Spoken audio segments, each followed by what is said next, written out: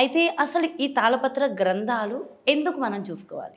అంటే ఎందుకంటమ్మా இந்த பூலோகத்தில் ఒక్కొక్క మనిషి ఏ టైంలో పుట్టబోతున్నారు, వాళ్ళ జీవితం ఎలా ఉంటుందని పాత కాలంలో ఋషులు మునులు రాసి పెట్టారమ్మా. ఇప్పుడు మీరు ఉన్నారు, ఇంతకు ముందు జరిగిన విషయాల గురించి మీకు తెలుసు. దీని తర్వాత జీవితంలో ఎలా ఉండబోతున్నారు, రాబోయే కాలంలో ఏం జరగబోతుంది, మీ జీవితంలో మంచిది చెడ్డది ఎలా తెలుసుకోవచ్చు అని పాత కాలంలో ఋషులు నాణదిష్టి రాసి పెట్టినారమ్మా.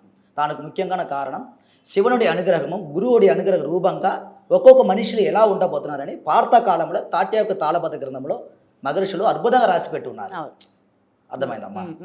అది కంపల్సరీ వేలుముద్ర ఇవ్వాలి మీరు. అవును, వేలుముద్ర ఇచ్చినారా ఒక్కొక్క మనిషి గురించి తెలుసుకోవాలని తాళపత్ర గ్రంథంలో మహర్షులు అప్పుడే రాసి పెట్టి ఉన్నారు. నాకు దొరకడానికి ఎంత టైం పట్టింది? అంటే ఒక మనిషికి దొరకడానికంటే ఒక 1 అవర్ ఒకరికి దొరుకుతుంది, ఒకరికి 2 అవర్స్ పడుతుంది, ఒక్కొక్కరికి 3 అవర్స్ పడుతుంది, ఒకరికి వారం పడుతుంది, ఒకరికి మాసం పడుతుంది, ఒకరికి ఇయర్ పడుతుంది. మన చేతులు ఏం లేదమ్మా.